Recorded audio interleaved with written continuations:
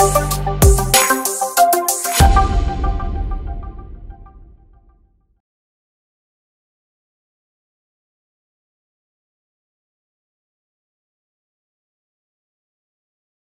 à notre Dieu. La parole de Dieu nous dit, il y a un temps pour tout. Il y a un temps pour chanter, il y a un temps pour adorer, il y a un temps pour célébrer, il y a un temps pour prier, il y a un temps pour ouvrir la parole de Dieu, il y a un temps pour la partager, et puis il y a un temps aussi pour entendre la parole de Dieu et de lui obéir totalement. Ce matin, pour nos temps d'intercession avec l'équipe d'intercession, le frère nous avait parlé de la puissance de la parole. Et puis, il nous a parlé aussi de l'importance que nos paroles soient accompagnées par le Saint-Esprit, conduites par le Saint-Esprit. Et je me souviens, dans le livre de Marc, au chapitre 1, précisément peut-être à partir de versets 21 à 22, il est dit ceci, que Jésus, lorsqu'il arrivait à Capernaum, et que c'était le jour du sabbat, il rentrait dans la synagogue et il commençait à enseigner. Et la Bible dit que ses auditeurs étaient frappés de son enseignement. Il enseignait, comme ayant autorité, pas comme les scribes. Et moi, ça m'a frappé. Parce que nous savons tous que les scribes et les pharisiens, c'était des hommes de parole. Ils connaissaient la Bible, ils connaissaient la loi. Mais les auditeurs ont remarqué quelque chose chez Jésus qu'ils n'avaient pas remarqué chez les pharisiens et les scribes. Je me suis dit, mais quelle est cette différence? Et là, j'ai compris que Jésus lui-même, il est la parole incarnée, la vérité incarnée. Mais au-delà de ça, avant de commencer son ministère, Jésus a été rempli du Saint-Esprit et renouvelé de la puissance de l'Esprit. Et comme la Bible nous dit qu'il est le modèle par excellence, le modèle parfait. Certes, c'est vrai que la Bible nous dit que nous sommes environnés d'une nuée de témoins. Des hommes avec qui Dieu a fait des choses extraordinaires. Mais Christ reste et demeure le modèle par excellence. Et moi, je veux ressembler à Christ. Je me suis dit, si Jésus, il prêche, il enseigne comme ayant autorité, moi aussi, je veux lui ressembler. Alors, sans le Saint-Esprit, je ne pourrais pas y arriver. C'est pourquoi je vais vous inviter à incliner votre tête. Je vais prier, mais pas pour la parole, car la parole a été déjà bénie. La parole, elle est esprit et vie. Mais je vais prier pour l'instrument que je suis et que Dieu s'est servi aujourd'hui pour vous parler. Car si la parole, elle est bénie, si la parole, elle est parfaite, mais l'instrument ou le canal par lequel la parole va processer n'est pas toujours le cas. C'est pourquoi la Bible dit d'examiner toutes choses et de retenir ce qui est bon. On reste des humains avec nos faiblesses, avec notre manquement. Ce matin, mon but n'est pas de laisser parler mes pensées, mes sentiments, mes émotions, mais laisser parler Christ au travers de ma vie. Seigneur, je te bénis, je te rends grâce. Merci pour ta fidélité. Merci, Seigneur, pour le privilège que tu me donnes d'apporter ta parole, Seigneur. Je te prie de m'éclairer, de me remplir de la puissance de ton esprit, afin que les paroles qui sortent de ma bouche soient comme un feu, comme un marteau, comme une flèche pour briser les raisonnements, briser les forteresses, briser aussi, Seigneur, des choses qui ont été longtemps, Seigneur, dans nos pensées, Seigneur, afin que, Seigneur, ta parole puisse trouver une place pour porter de fruits. Et je te prie aussi, Seigneur, pour mes frères et sœurs ici présents en ce lieu, quelle que soit leur semaine, quel que soit ce qu'ils ont traversé, que, Seigneur, cela ne les empêche pas de recevoir de ta part cette parole, cette bonne semence que tu as prévue pour eux, Seigneur, que la gloire et l'honneur te soient rendus dans le nom précieux et puissant de Jésus. Amen. Le thème de mon message a été donné dans une parole qui a été donnée par Dieu, par un frère qui disait « Crie à Dieu ». Ce matin, j'ai intitulé le thème de mon message « Crie à Dieu ». Il est écrit dans Psaume 34, le verset 7, « Quand un malheureux crie, l'Éternel entend, et il le délivre de toutes ses détresses. » Le malheureux, c'est quelqu'un qui est en détresse. C'est quelqu'un qui souffre. C'est quelqu'un qui traverse des problèmes, des situations douloureuses, pénibles. Et la Bible dit, lorsqu'il crie à Dieu, il l'entend. Mais pas qu'il entend simplement. Il le guérit, il le sauve, pas de certaines de ses détresses, mais de toutes ses détresses.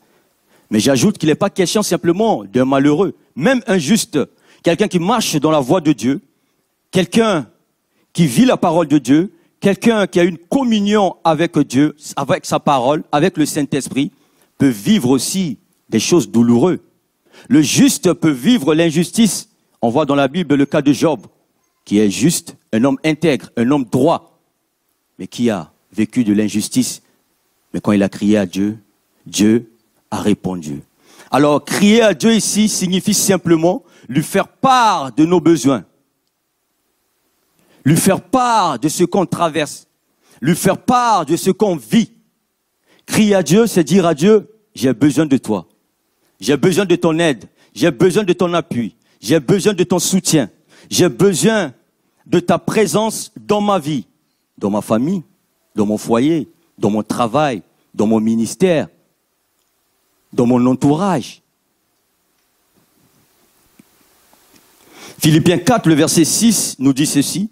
Ne vous inquiétez de rien, mais en toute chose, faites connaître vos besoins à Dieu par des prières et des supplications. Certaines versions disent des cris, avec des actions de grâce.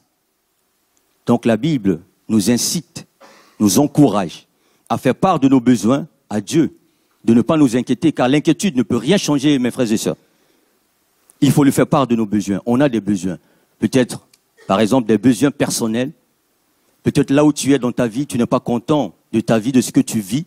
Tu peux crier à Dieu et ça peut changer. Les besoins familiaux. Peut-être la famille un peu tendue. Peut-être tes proches ne connaissent pas Dieu. Peut-être tes enfants ne connaissent pas Dieu. Peut-être ton foyer qui ne va pas bien. Tu peux aussi crier à Dieu. Les besoins de nos proches, de ceux qu'on aime, tu peux aussi crier à Dieu. Alors, je veux rassurer nos aînés. Quand je parle de crier à Dieu, je ne suis pas en train d'inciter les gens à crier dans l'église, loin de là. Mais c'est un cri intérieur. On a vu le cas de Anne. On nous parle de Anne qui avait une rivale qui s'appelait Pénina. Pénina, elle avait des enfants. Mais Anne, elle n'avait pas d'enfants. Elle souffrait à l'intérieur. C'était dur, car sa rivale, chaque fois, le mortifiait, le critiquait, se moquait d'elle, et elle avait mal. Elle criait à Dieu, elle priait, elle cherchait la face de Dieu, parce qu'elle avait besoin de Dieu, besoin qu'il intervienne dans sa vie, besoin de son soutien, de son appui, de son aide. Et la Bible dit, et l'Éternel se souvient d'elle, Anne devint enceinte et elle enfanta un fils qu'elle nomma Samuel, car, dit-elle, je l'ai demandé à Dieu. Parce qu'elle a demandé. Parce qu'elle a prié. Bien-aimés frères et sœurs, quel que soit ce que tu vis, quel que soit ce que tu traverses, si tu cries à Dieu réellement de tout ton cœur, il va intervenir dans ta vie. Mais il faut que cela vienne du fond de ton cœur. Crier à Dieu aussi révèle notre souffrance, notre douleur, notre misère, nos chagrins, nos peines. Et en même temps, il met en lumière, en évidence, notre désir de sortir de là. Notre volonté de dire, Seigneur, aide-moi, sors-moi de là. Je ne veux plus vivre cette vie. Aide-moi. Mais si tu ne cries pas, cela prouve que toi-même, tu approuves ce que tu vis, ce que tu traverses. Tu es content de ta situation. Ce que tu vis te plaît. Tu es content. Tu ne veux pas de changement. Vous savez, frères et sœurs, il y a des gens, ils n'aiment pas le changement. Il y a des gens, ils sont comme ça. Mais je crois que vous ne faites pas partie de ces personnes. Tu dois crier à Dieu de tout ton cœur. J'ai besoin de toi. Il est dit dans Exode 3, versets 7 à 9, l'Éternel dit, j'ai vu la souffrance de mon peuple qui est en Égypte et j'ai entendu les cris que lui font pousser ses oppresseurs, car je connais ses douleurs. Voici, les cris d'Israël sont venus jusqu'à moi et j'ai vu l'oppression que leur font souffrir les Égyptiens. J'avais fait la promesse à Abraham que tes descendants seraient esclaves dans un pays étranger. Ils seront maltraités, opprimés, oppressés, méprisés, maltraités pendant 400 ans. Mais après, il va les sauver, il va les sortir de là. Et ce qui était arrivé, les Israélites ont été en Égypte sous Pharaon, qui les a opprimés, oppressés, comme les rois, les hommes puissants de ce monde. Mais à un moment donné, leur cri est monté jusqu'à Dieu. Et il a dit, je me souviens maintenant, j'ai entendu leur cri. Va Moïse, je t'envoie, va leur parler. Au travers de toi, je le ferai sortir. Mais Moïse est mort. Dieu n'est pas le Dieu des morts, il est le Dieu des vivants. Il suscite encore des Moïse dans ce monde. Et peut-être qu'aujourd'hui, Dieu m'envoie aussi pour te dire qu'il a écouté, qu'il a entendu tes cris. Souvent, il y a des cris qui sont intérieurs, que tu n'oses même pas le dire. Peut-être il y a des gens qui ne te comprennent pas. Ils ne te comprennent pas. Et ils vont se moquer de toi. Mais toi-même, tu sais, au fond de toi, que tu as besoin de l'aide de Dieu. Alors, mon ami, je viens de la part de Dieu humblement pour te dire que Dieu peut te sortir de là. Mais il faut que tu aies foi. Il faut que tu crois. Vous savez, juste une parenthèse. Il y a deux futurs. Il y a une future prédéterminée, et un futur choisi. La prédétermination, c'est quelque chose que Dieu a déterminé et que rien ne peut changer. Par exemple, le diable, quand il a chuté, quand il a désobéi à Dieu, il a été prédéterminé à l'enfer. Rien ne peut changer. Quelle que soit la prière qu'on peut faire, son cas est réglé. Lui, il ira en enfer. Ce qui n'est pas le cas pour vous et moi. Un futur choisi, c'est-à-dire tous ceux qui sont nés, personne n'est né chrétien. On devient chrétien. Donc tu peux choisir, tu peux décider, faire ce choix-là d'appartenir à Dieu. Ça veut dire que quoi? Si ta situation t'énerve, si tu n'es pas content de ce que tu vis, si tu n'es pas content de ce que tu traverses, tu peux crier à Dieu et cela peut changer. Même si les hommes te disent, oh non, tout le monde a vécu ça. Mon frère, ma soeur, tu n'es pas tout le monde, tu es toi-même. Ne te compare jamais aux autres. Je ne suis pas Jean-Baptiste. Lui, il a prêché dans le désert. On n'est pas à l'époque de Jean-Baptiste. Je suis un racheté, racheté par la grâce de Dieu, suscité pour prêcher, annoncer l'évangile, pour toucher des cœurs, pour le salut des âmes. Je n'ai pas recommencé mon message.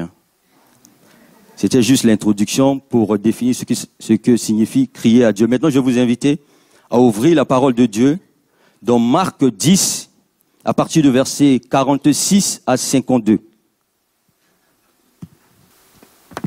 Nous allons voir la vie d'un homme qui a crié à Dieu et que Dieu a répondu à ses prières. Marc 10, le verset 46.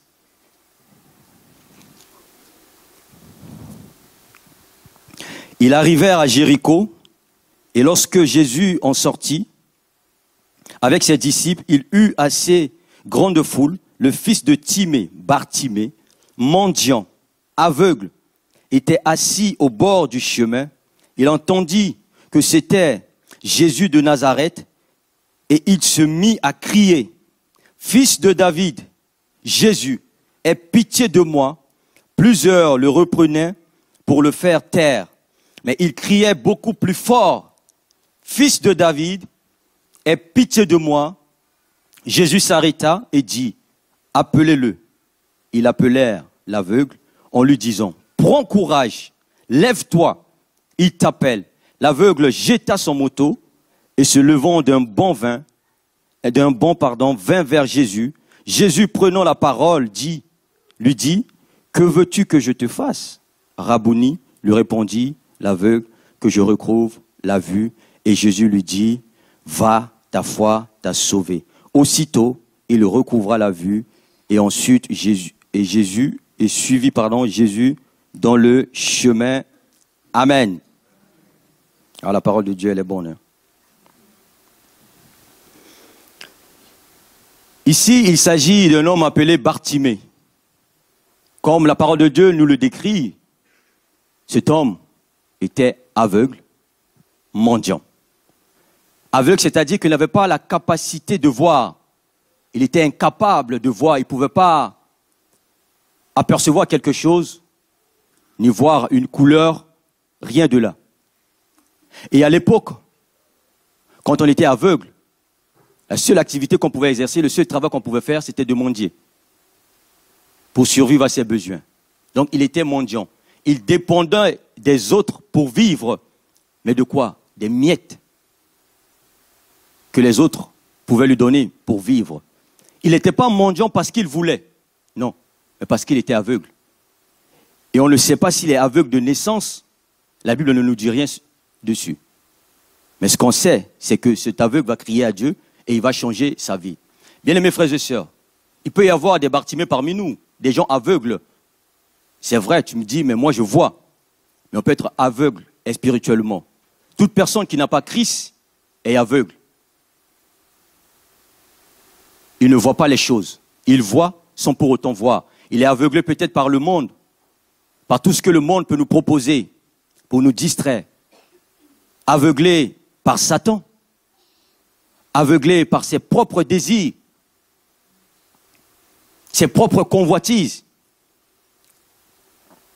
Mais la Bible nous dit, un jour, cet homme, il a l'habitude d'aller au bord du chemin, demander l'aumône. Mais un jour, il entendit parler de Jésus. Le bruit nombreux de la foule attirait son attention. Et il est informé que c'est Jésus-Christ de Nazareth qui arrive.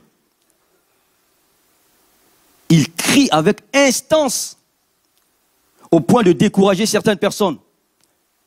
Car premièrement, il a crié, Jésus, fils de David, aie pitié de moi. Qu'est-ce que les gens ont fait? Ils ont essayé de le retenir, de l'empêcher. Toi, tu n'es rien, tu n'es qu'un aveugle, tu n'es qu'un mendiant. Tu ne représentes rien pour la société. On l'a mis de côté. Mais cela ne l'a pas empêché de crier encore. Malgré les critiques, malgré les reproches, malgré peut-être les injures des autres, Bartimée, il a crié encore plus fort. Jésus, fils de David, aie pitié de moi.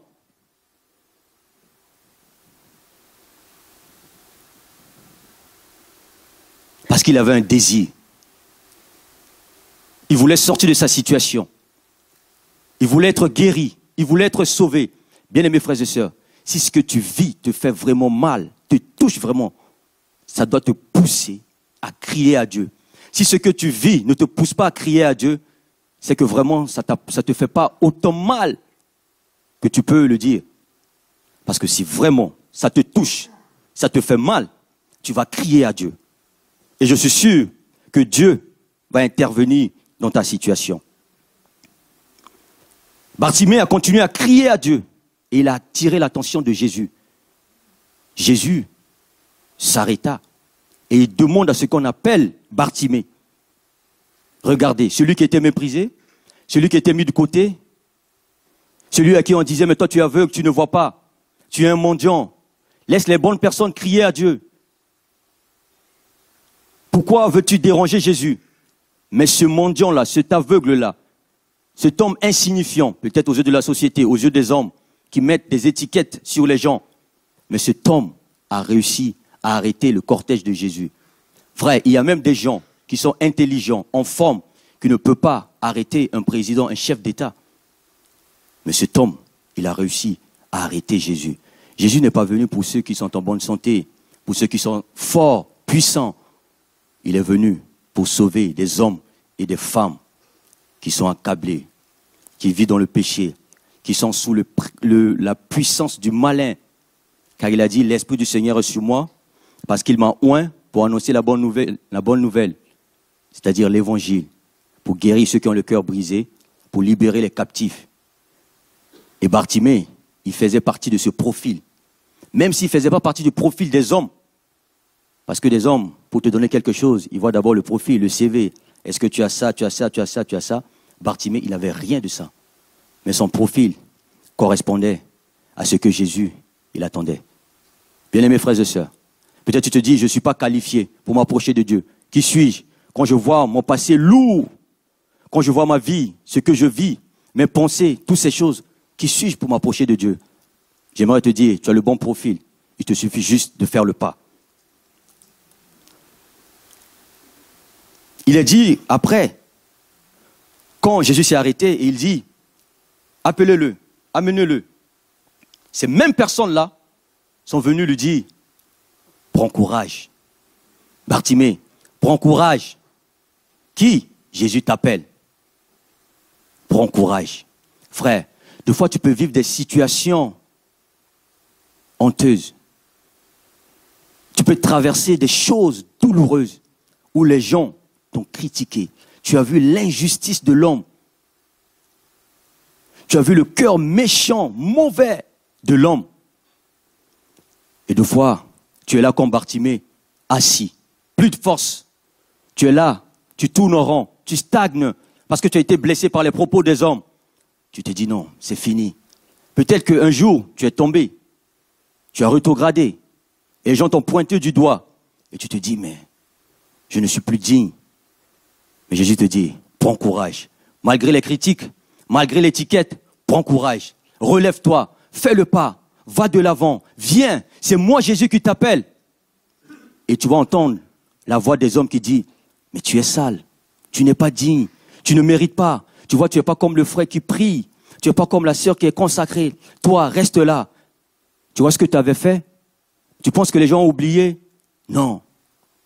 Mais malgré tout, Dieu te dit, prends courage, lève-toi. Mon frère, si tu es tombé, prends courage, car la Bible dit, Dieu a dit, mon juste tombe et se relève. Comme j'aime le dire, si la Bible dit que le juste tombe et se relève, c'est-à-dire que Dieu, lui, il ne voit pas le fait que tu es tombé, mais il voit ta capacité à te relever. Et comme j'aime bien le dire, quand un enfant tombe, il réveille toute la maison. Mais quand un adulte tombe, la première des choses qu'il fait, il se lève pour voir est-ce que quelqu'un m'a vu. Et il continue la marche. Quand on mûrit avec Dieu, quand on grandit avec Dieu et qu'on avance avec Dieu, peu importe ce qu'on fait, frères et sœurs, si tu es tombé, c'est pas grave, relève-toi, continue la marche. Ça fait partie du parcours. Nul n'est parfait. Hein? C'est arrivé. Reconnais ta faiblesse. Reconnais ton incapacité et dis Seigneur, je pensais que je pouvais arriver sans toi. Je pensais que j'avais la capacité, je pensais que j'avais la force de le faire. Mais rapidement, je me suis rendu compte que la capacité, la force me vient de toi. C'est toi qui es la source de toutes choses. Alors Seigneur, je reconnais ma faiblesse, reprends-moi. Et tu te lèves et tu continues la marche. Les hommes, ils reconnaissent que deux choses. Soit tu as échoué, soit tu as réussi. Ce qui se passe au milieu du parcours, ils ne voient rien. On ne peut que tomber si on est en activité. Si tu restes couché, allongé de ton canapé, tu ne vas pas tomber. Si tu ne fais rien, c'est normal que tu ne tombes pas. Mais ceux qui servent, ceux qui ont le cœur qui bat pour Dieu, ceux qui voient les âmes qui crient et qui veulent aller, parce qu'ils ont obéi aux grandes instructions que Jésus a données, allez et faites de toutes les nations des disciples qui vont auprès des affligés, je pense que c'est ça, non? De ceux qui souffrent, de ceux qui sont dans la misère, des enfants, toutes ces choses-là. Oui, il peut arriver un moment qu'ils font des erreurs. Mais Dieu ne les corrige pas sur leurs erreurs. Il voit leur cœur, leur engagement, leur enthousiasme, leur ferveur, leur désir d'obéir à cette instruction. Mais il y a des gens, certaines personnes, qui sont là sur le canapé et disent « Ah ouais, il est tombé. » Mon frère, si quelqu'un a dit « La critique est aisée, mais l'art est compliqué. » Ceux qui ne font rien, ils sont prompts à critiquer. Mais si tu fais quelque chose, tu te rends compte que c'est pas facile toujours. Parce que c'est compliqué. Quand tu as des responsabilités, tu te dis, quand tu te lèves, tu dis souvent, Seigneur, aide-moi, parce que c'est compliqué. Mais quelqu'un qui ne fait rien, il va tout le temps critiquer. Ça, c'est pas bon. Ça, c'est pas bon. Ça aurait été comme ça. Moi, j'aurais aimé faire comme ça. Mais si on le met devant, ou si on lui donne l'opportunité de le faire, c'est là que tu vas te rendre compte que l'art n'est pas facile. L'art est compliqué. On a besoin de la grâce de Dieu. Alors si ton frère ou ta sœur est tombé, prie pour lui. Prie pour elle. Ne te moque pas. Tu ne sais pas le combat qu'il livre au quotidien. Tu ne sais pas le poids qu'il porte. Tu ne sais pas ce que Dieu a mis dans son cœur. Bartimée, ce même homme dont les gens méprisaient, dont personne le regardait, le mettait de côté, va attirer l'attention sur lui. L'attention va être centrée maintenant sur Bartimée. Et là, je me dis, Bartimée commence à faire son malin. Parce que tout le monde commence à le voir. Il dit, mais regardez, cet aveugle-là, ce mendiant-là, à qui je donne des miettes, C'est lui qui fait arrêter Jésus. Eh bien oui, frère, tu vas surprendre des gens. Il y a des gens qui vont te voir et vont dire, ah oui, je n'ai jamais pensé que cet homme-là, cette femme-là, Dieu peut et pourrait l'utiliser. Parce que Dieu qualifie ceux qu'il appelle. La Bible dit que c'est lui qui donne, qui produit en nous le vouloir et le faire. Comme vient de le dire, la capacité, l'habileté nous vient de Dieu. Il est la source de toutes choses. Bartimée dénote des qualités exceptionnelles dont le demande premièrement, du discernement. Un discernement spirituel exceptionnel. Il est aveugle, il est mendiant, il souffre. Jésus passe. Il y a la foule qui suivait Jésus. Peut-être juste, si c'est de notre temps, pour faire selfie, pour dire un jour j'ai touché Jésus. Mais lui, il avait un objectif. Jésus n'était pas la première personne dont Bartimée entendait parler. Il a dû entendu parler des grandes personnes qui passaient.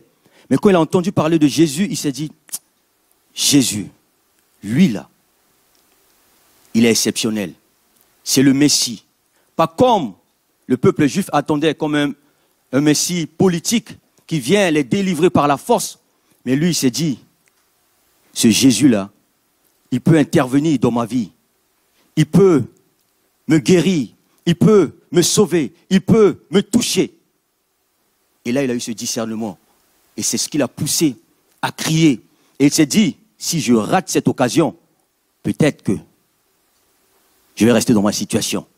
Donc, quel que soit ce que les hommes vont dire, je m'en fous. Je ne vais pas me préoccuper de ce que les hommes vont dire. Je vais me focaliser sur Jésus. Parce que là, ma solution, elle est là. Ma victoire, elle est là. Je ne vais pas laisser cette opportunité. Beaucoup de gens sont dans la maison de Dieu, ils n'ont pas le discernement. Beaucoup de gens ont les yeux ouverts, mais ils n'ont pas le discernement. Beaucoup de gens viennent dans la maison de Dieu, ils prient Dieu, mais ils n'ont pas le discernement. Ils n'arrivent pas à discerner les saisons, les opportunités que Dieu leur accorde. La Bible dit qu'à chaque jour suffit sa peine. Très souvent, il faut savoir coopérer avec la sagesse de Dieu pour rentrer dans les saisons que Dieu a prévues pour nous.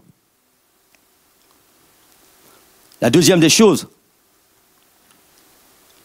Bartimée nous montre un signe de persévérance, la détermination, de l'endurance. Il n'a pas abandonné. Il ne se laisse pas intimider par les propos des hommes.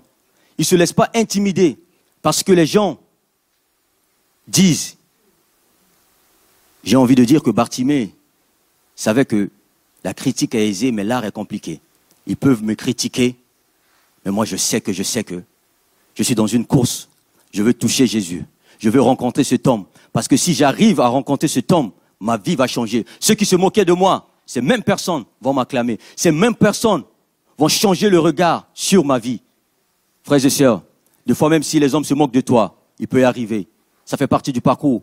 Sers-toi de cette opportunité de t'approcher de Dieu. Afin que, quand ils regardent ta vie, ils se disent, oui, son Dieu, il est vivant. Son Dieu, il est puissant. Son Dieu, il est vrai. Que ta vie donne de la saveur. Que ta vie incite davantage les gens à dire, je veux lui ressembler. Je veux rencontrer son Dieu. Je veux avoir cette vie qu'il ou qu'elle vive. Bartimée ne se laisse pas décourager par les propos des hommes. Beaucoup de gens se laissent décourager vite. À peine commencer quelque chose, ils s'attendaient à ce que les hommes les acclament, que les hommes les admirent. Ah, tu es bon, tu parles bien, tu as bien fait ceci. Frères et sœurs, moi je dis toujours que les hommes sont plus dangereux que la météo. La météo, vous regardez l'information, hein? La météo, elle n'est pas constante, hein? Ça change à tout moment. Au nord, c'est différent, au sud, à l'ouest, c'est pareil. Les hommes sont comme ça. Ils fonctionnent comme ça, ils sont plus dangereux que la météo. Aujourd'hui, ils sont d'accord avec toi. Demain, il a dit, oh non. Après-demain, oh non. Alors si tu comprends que les hommes sont plus dangereux que la météo, frères et sœurs, quel que soit ce que les hommes te diront, tu restes focus sur ce que Dieu t'a dit de faire. Je ne suis pas en train de dire de ne pas écouter les hommes. Ce n'est pas ce que je suis en train de dire. Nul ne peut reçu tout seul dans son coin. Ça, tout le monde le sait. Jésus nous a donné l'exemple. Mais je dis que si Dieu te dit quelque chose, s'il a mis quelque chose sur ton cœur, saisis-la par la foi et compte sur sa grâce pour aller jusqu'au bout. Parce que si tu comptes sur les hommes, ils vont te décevoir. Ça, c'est sûr. C'est sûr. Les hommes fonctionnent selon leur humeur. Il y en a, ils sont comme des caméléons. Ils changent de couleur, ils changent de situation à tout moment. Mais Dieu seul reste fidèle. Et ce qu'il te dit, c'est lui seul qui peut l'accomplir. La troisième des choses, c'est l'engagement de Bartimée. Quand il a entendu, il a pris l'engagement. Il s'est dit non. Il faut que je rencontre cet homme. Et après, quand il a été guéri, il a pris l'engagement de suivre Jésus, de demeurer à ses pieds, de demeurer, de rester dans sa présence. Il veut continuer la marche. Il dit, ce que je viens de vivre, c'est tellement extraordinaire que je ne veux pas m'arrêter là. Je veux continuer encore avec lui. Parce que s'il arrive à faire cette chose dans ma vie, m'ouvrir les yeux, c'est que si je marche avec lui, qu'est-ce qu'il peut encore faire dans ma vie? Il pourra faire beaucoup de choses. Le drame, c'est que beaucoup de gens commencent avec Dieu. Ils ont rencontré Christ. Ils viennent à l'église. Mais à un moment donné, ils abandonnent. Ils ne poursuivent pas. Ils ne poursuivent pas la marche avec Christ. Ils s'arrêtent. Frères et sœurs, il faut être engagé. Moi, je veux plaire à Dieu. Moi, je veux suivre Christ. Quel que soit ce qui arrive, quel que soit ce que je peux vivre, que je pourrais vivre, moi, je vais suivre Christ. Et si on continue, Bartimée, avant de s'approcher de Jésus, il va faire quelque chose d'extraordinaire. Il va enlever son manteau et courir pour aller vers Jésus. Il jette son manteau pour ne pas être encombré. Et il vient rapidement auprès de Jésus. Pourquoi? Parce que n'oubliez pas que Bartimée, il est aveugle. Et donc tout ce qu'il récoltait, il mettait dans son manteau. Son manteau représentait tout pour lui. C'était sa vie. Le manteau était précieux pour lui. C'est un pauvre, il n'a rien, il n'a pas un autre travail, il ne fait que ça. Donc s'il laisse les miettes que les gens lui donnent, comment il va vivre? Comment il va faire?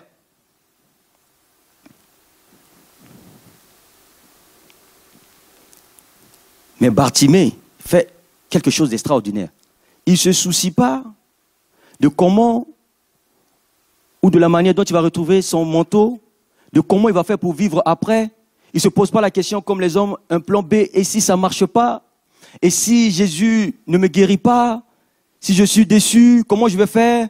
Ben, je garde quand même mon manteau, au cas où si ça ne marche pas. Tout ce que j'ai à l'intérieur, je pourrais l'utiliser. Bartimée n'a pas eu ce raisonnement. Bartimée se dit, ça marche ou ça marche. Ça marche ou ça marche. Bien-aimés frères et sœurs, les biens matériels sont secondaires. Ils ne doivent en aucun cas être un obstacle pour rencontrer Jésus. On a l'exemple du jeune homme riche. Le gars, il était immensément riche. Il rencontre Jésus.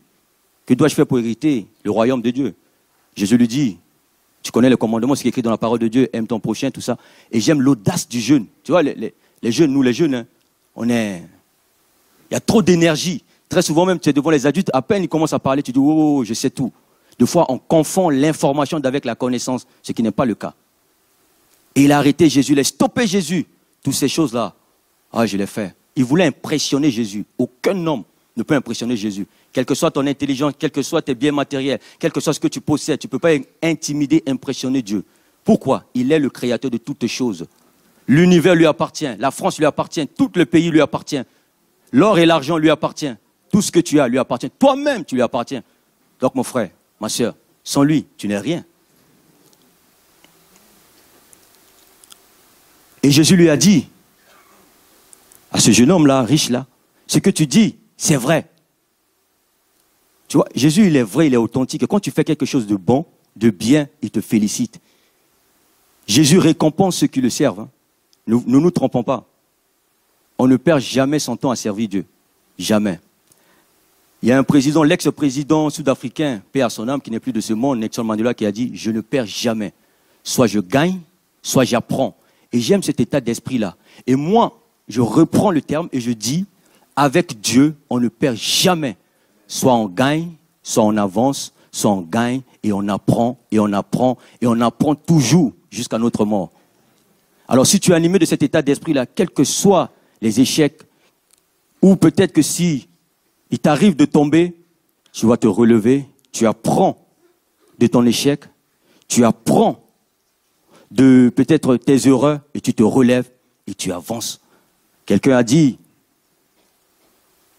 que l'ingrédient de notre succès, de notre réussite prochaine se trouve dans notre échec d'aujourd'hui. Il est terrible pour un homme, pour une femme, quand il échoue, et quand il tombe, et puis il se relève, il avance, c'est terrible.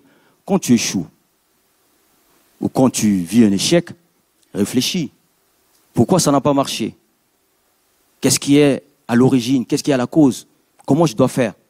Et une fois que tu comprends ça, tu as trouvé l'ingrédient de ton succès prochain.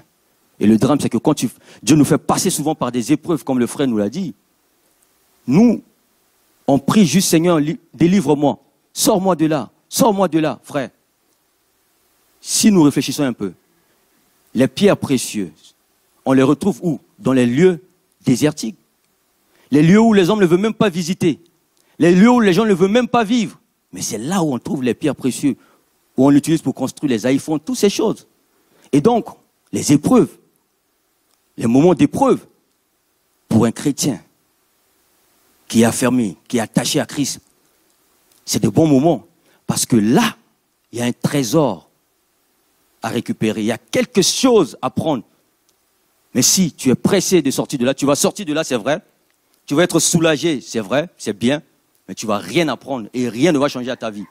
Parce que tu n'as pas trouvé l'ingrédient qu'il fallait pour avancer avec Dieu.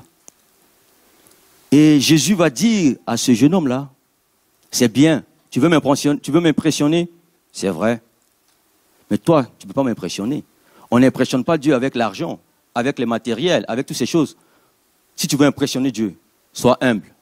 Tu veux impressionner Dieu, sois obéissant à sa parole. Tu veux impressionner Dieu, sois fidèle dans ce qu'il te dit de faire.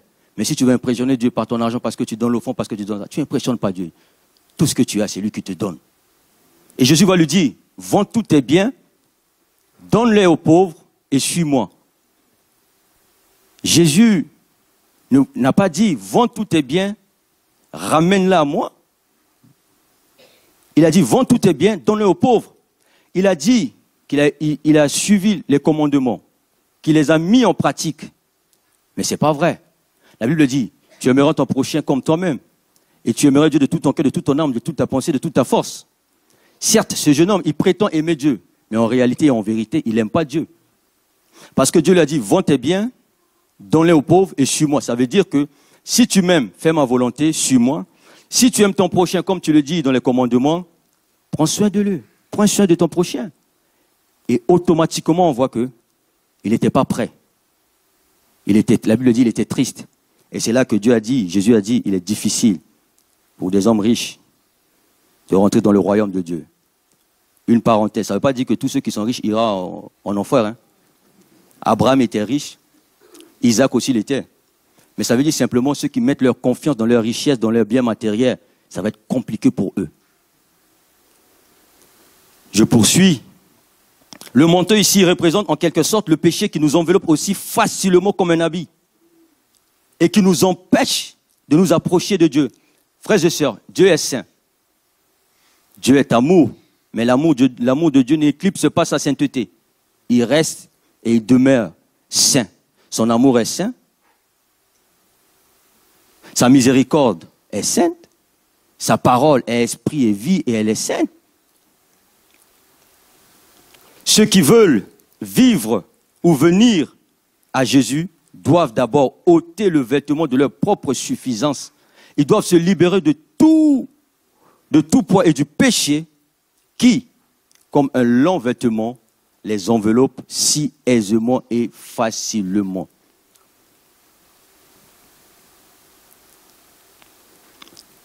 Beaucoup de gens, des hommes et des femmes, à la place de Bartimée, ont dit, bon, je vais garder quand même mon manteau. Au cas où si ça ne marche pas, je viens récupérer tout ce que j'ai gardé dans mon manteau. Et très souvent, on veut venir à Dieu, on vit une double vie. On a un pied à l'intérieur, un pied à l'extérieur. On ne veut pas tout abandonner. On ne veut pas renoncer à certaines choses. Bien que nous savons que ces choses-là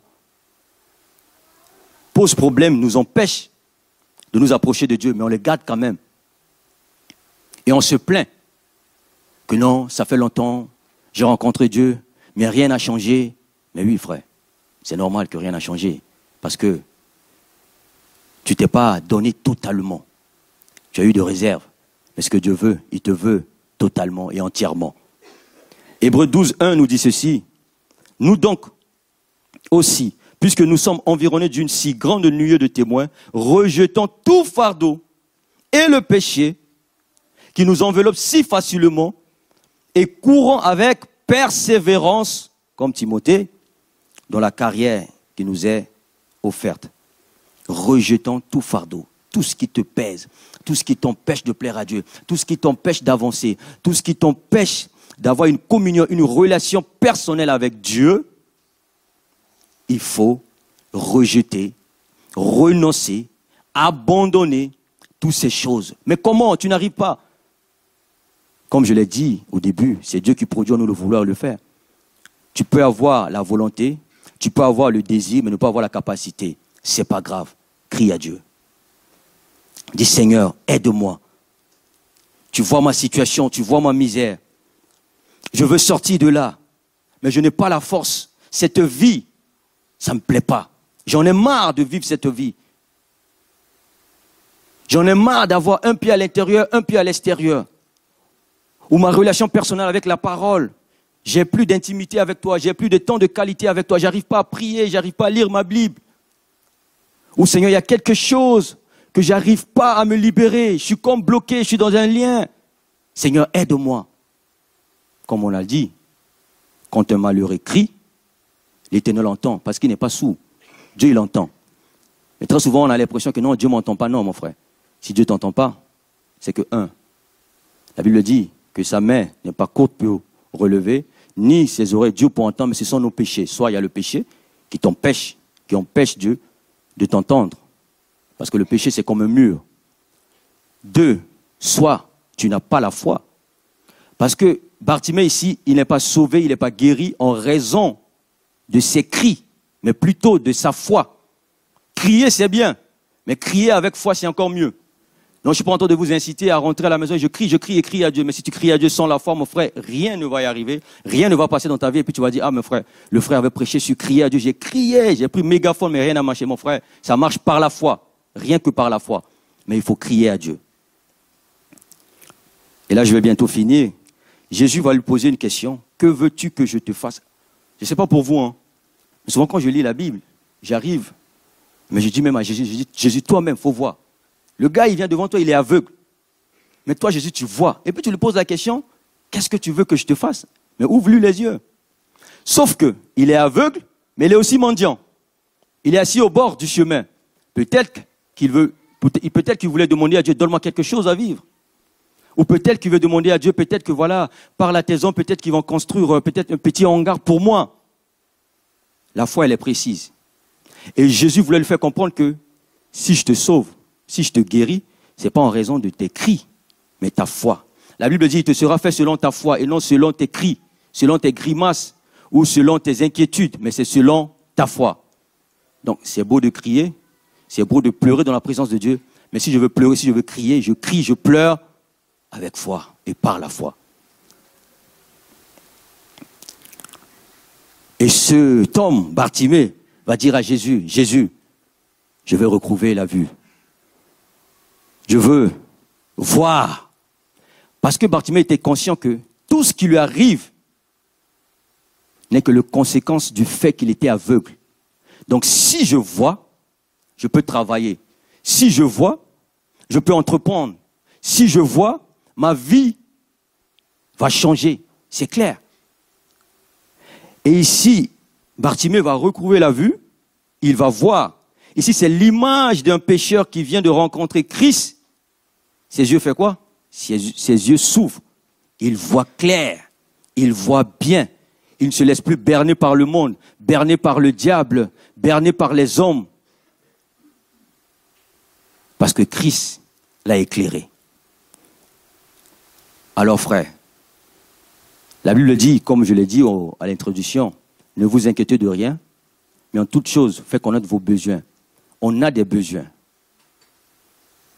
Nos besoins diffèrent souvent, c'est vrai, selon nos goûts, nos préférences, certes. Mais le premier besoin de l'homme, le besoin qu'on a en commun, c'est Dieu. Tout homme a besoin de Dieu. Tout homme, quel que soit ton rang social, que tu sois ministre, que tu sois président, que tu sois homme d'affaires, que tu sois le plus diplômé, que tu sois un paysan, peu importe, enfant, jeune, adulte, vieillard, tous, on a besoin de Dieu. Ça, c'est le besoin, c'est un besoin vital. C'est plus qu'un besoin. C'est la vie de Dieu. Alors, mes frères et sœurs, là où l'évangile est prêché comme ce matin, où la parole de la vérité circule, Jésus passe. Jésus passe. Comme Bartimée, il faut en saisir l'opportunité. Peut-être que ta guérison peut être aujourd'hui. Peut-être que Dieu t'a donné l'opportunité aujourd'hui de crier à lui par la foi pour intervenir dans ta situation. Mais une fois guéri, une fois restauré, une fois rétabli, continue à suivre Jésus. Demeure dans sa présence, demeure dans sa parole, crie à lui et regarde à lui.